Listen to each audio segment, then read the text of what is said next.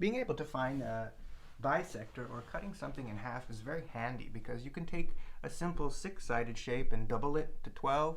You can take a 5-sided shape, a pentagon, and double it and make a 10-sided shape. So we're going to do that.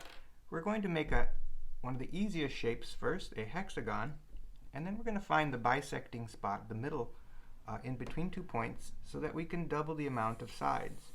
We start with a circle, the same way we would make the seed of life.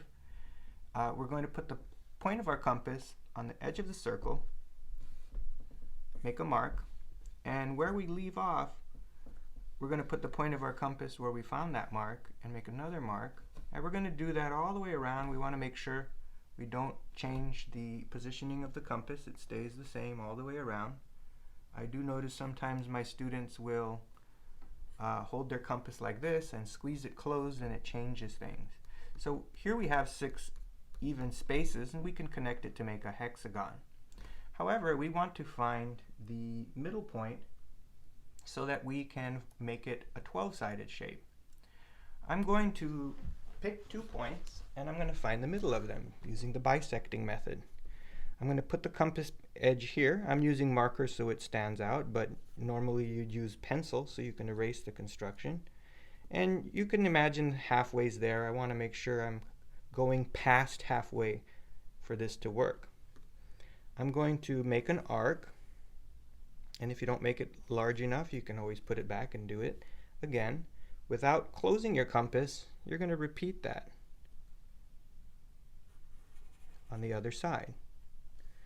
So these 2 spots are where we're going to line up our ruler so that we can find that middle spot. So the next set of 6 circles we're going to draw, we're going to start from there. So we're going to repeat the same exact process that we did when we started. So we need to reposition our compass. Put the point back in and adjust it so it's the same size as your starting circle. And simply place the point of your compass on this new spot, and you'll be able to make 6 even spots all the way around so that we have a total of 12. And wherever you make a new mark is where you put the point of your compass to begin the next mark. And so now we have 12 even spots. I will take a different color and use my ruler to connect the dots and make a 12-sided shape.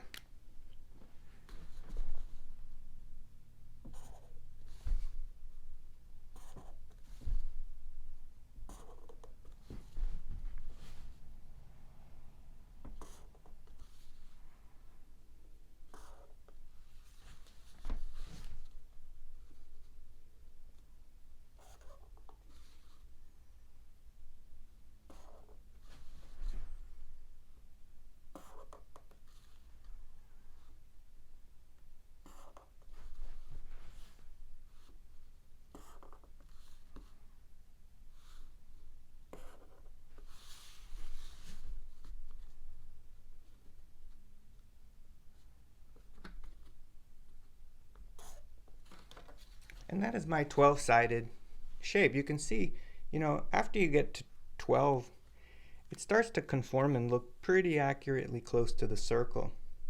However, to add some flair to this, we could connect the dots. And what I'm going to do is start with 1 dot and connect it to each other one. Then go to the next dot and make sure I connect it to each other one. And we'll see a 12-sided star. So in order to make the 12-sided star, I'm going to start with 1 point and connect it to every other point. Then I'll go to the next one and connect it, and each time you do a new one, you'll have 1 less to connect. I'm going to use pen because my marker was starting to bleed all over the place. So let's see what this looks like. I'll speed it up so we can enjoy it in fast motion. But the very basics are, I'm going to connect from here to here, then connect to the next one, then to the next one, all the way around.